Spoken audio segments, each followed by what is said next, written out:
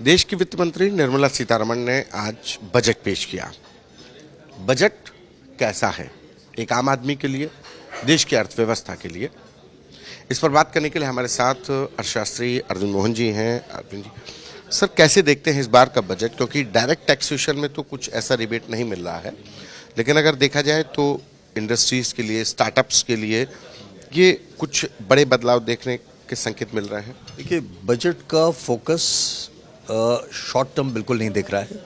ये populist budget नहीं है, लेकिन कुछ अच्छे इंटरवेंशंस होते हुए दिख रहे हैं। विशेष रूप से बायोफार्मा पर 10,000 करोड़ का एक प्रोग्राम लॉन्च किया जा रहा है इस बजट के माध्यम से।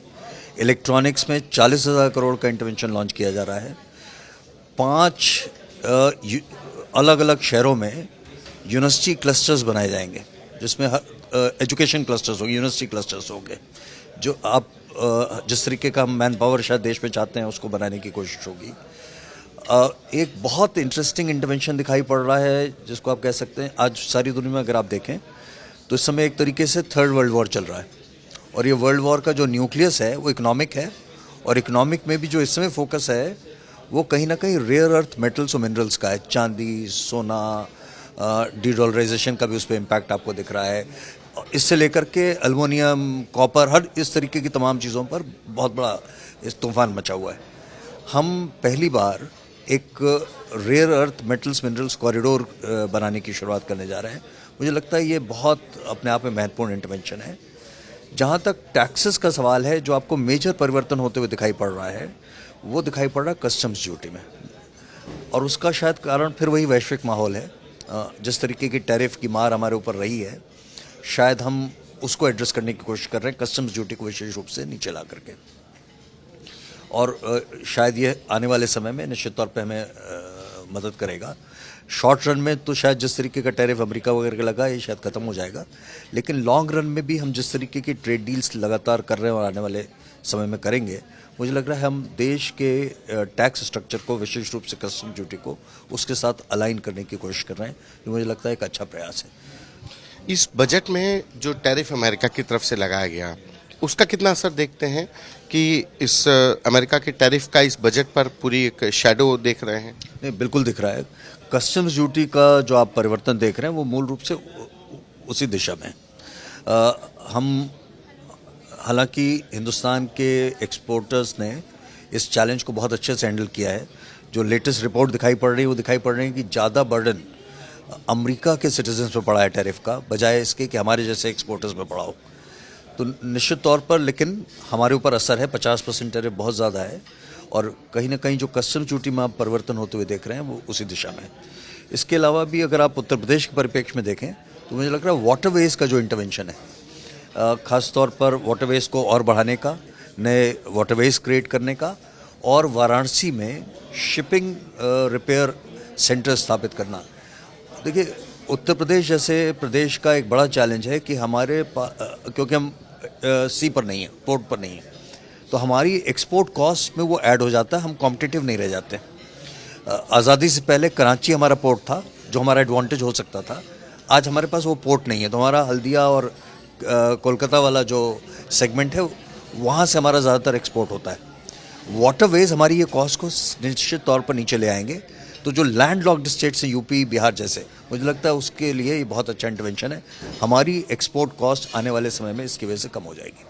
मेडिकल टूरिज्म की बात की गई, इसके अलावा जो चीज़ें हम नहीं देख पा रहे हैं एक आम आदमी को, defence sector, pharmaceutical sector, make in India की बात होती है, लेकिन भारत में अगर कोई दवाई बनती है तो उसको किस तरीके से देख रहे हैं? क्योंकि अगर एक्सपोर्ट ड्यूटी हम एक्सपोर्ट पर फोकस्ड हैं, तो जो मेक इन इंडिया है उसको कैसे बूस्ट करने की ओर? देखिए, अपेक्षा थी कि शायद हम डिफेंस को विशेष रूप से करने की कोशिश करेंगे। इस बजट में कम से कम जो अनाउंसमेंट अभी स्पीच में सुनाई पड़ा, उसमें डिफेंस के लिए कोई इंटरवेंशन नहीं है। मुझे लगता है ये एक शायद गैप है। हम जिस तरीके की प्रतिस्पर्धा में हैं और जैसी अपॉर्चुनिटी हम पिछले कुछ सालों में डिफेंस के लिए क्रिएट कर चुके हैं, मुझे लग रहा है हमें शायद इस पर थोड़ा कुछ इंटरवेंशन लाना चाहिए था। अब बाकी डिटेल्स में क्या है ये देखना पड़ेगा। लेकिन मैन्युफैक्चरिंग की जहाँ तक आप बात कर रहे हैं, तो कुछ सेगमेंट्स में आपको इंटरवेंशन दिखाई पड़ रहे हैं, खासतौर पे एमएसएमई के लिए कुछ फोकस लाने की कोशिश की गई है। बाकी तो और डिटेल्स से ही समझ में आएगा वो। लेकिन एक इस बार जो हम बजट में भी देख पा रहे हैं कि 2047 के विकसित भारत की बात प्रधानमंत्री करते हैं, तो उस 2047 के विकसित भारत की ओर ये जो बजट है वो एज ए कैटलिस्ट उस स्पीड को बढ़ाएगा। हाँ, देखिए 2047 का ही फोकस इस बजट में दिख रहा है। हम ज़्यादातर चीज़ें जो कर रहे हैं वो उसी भविष्य को ध्यान में रखते हुए अपने कुछ करंट चैलेंजेस, जैसे सेमीकंडक्टर का हमारा जो ऑलरेडी इंटरवेंशन है उस पर हम फर्दर फोकस ला रहे हैं। ये सब बड़ी अपॉर्चुनिटीज़ हैं, चाहे हम फाइनेंशियल हब की बात कर रहे हों, आने वाले समय में आयुर्वेदा पर फोकस हम लाने की इस बजट में कोशिश कर रहे हैं। इसके अलावा आप जिस तरीके के लॉजिस्टिक्स कॉरिडोर की हम बात करें, 7 नई हम रेलवे कॉरिडोर्स क्रिएट करने की बात करें, लॉजिस्टिक्स कॉरिडोर क्रिएट करने की बात कर रहे हैं, मुझे लगता है ये सब चीज़ें भविष्य को 2047 को ध्यान में रख करके की जा रही हैं, जो ऑन द होल एक अच्छा इंटरवेंशन माना जाएगा। लेकिन अगर आम आदमी ये सोच रहा है कि कल से उसको कुछ लाभ होने जा रहा है इस बजट से, ऐसा नहीं है। लेकिन लॉन्ग रन में लाभ होगा। जैसा आपने देखा ही कि कैपिटल एक्सपेंडिचर को हम लगभग 11 लाख करोड़ से बढ़ा करके 12.2 लाख करोड़ कर रहे हैं। ये सब आने वाले टाइम में आपकी ग्रोथ को प्रभावित करेगा और क्वालिटी ऑफ ग्रोथ को प्रभावित करेगा। तो इंटरवेंशन ग्रोथ ओरिएंटेड है, पॉपुलिस्ट नहीं है।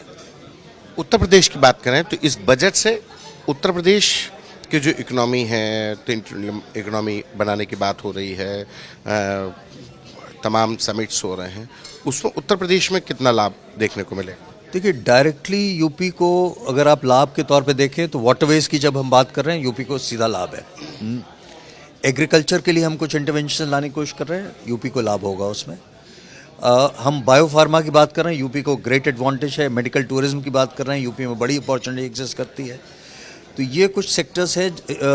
प्रोसेसिंग पर भी और जब आप डिटेल देखेंगे तो शायद आपको दिखाई पड़े कि फिशरीज़ के अलावा भी जो प्रोसेसिंग है उस पर भी फोकस आपको कहीं ना कहीं दिखाई पड़ेगा।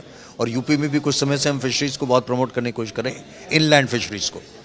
तो ये मेजर सेक्टर्स हैं जो डायरेक्टली यूपी के लिए सिग्निफिकेंट होंगे। देखिए, आने वाला टाइम यूपी का ही है। जो इस बजट के बियॉन्ड भी जब आप जाएंगे तो अब जो नेचर ऑफ रिफॉर्म होगा वो बिना यूपी से हुए नहीं जा सकता है। तो आने वाले टाइम में आप और रिफॉर्म्स भी देखेंगे जो यूपी सेंट्रिक होंगे। प्राइमरली ये चाहे वो लॉजिस्टिक्स हब हो, वाटरवेज की, रेलवेज की, ये सब उत्तर प्रदेश को भी लाभान्वित करेंगे। एक आम आदमी अगर समझना चाहे कि इस बार का बजट कैसा है? बजट ग्रोथ ओरिएंटेड है। बजट 2047 को ध्यान में रख करके बनाया गया है और किसी भी तरीके का पॉपुलिस्ट इंटरवेंशन कम से कम हमारे जैसे प्रदेश, उत्तर प्रदेश जैसे प्रदेश के लिए निश्चित तौर पर यहाँ पर नहीं होता हुआ दिख रहा है। लॉन्ग रन में या मीडियम टर्म में हमें निश्चित तौर पे इसके रिपल इफेक्ट और इसका लाभ मिलेगा, लेकिन शॉर्ट रन में आम आदमी की जेब में कुछ नहीं जा रहा है।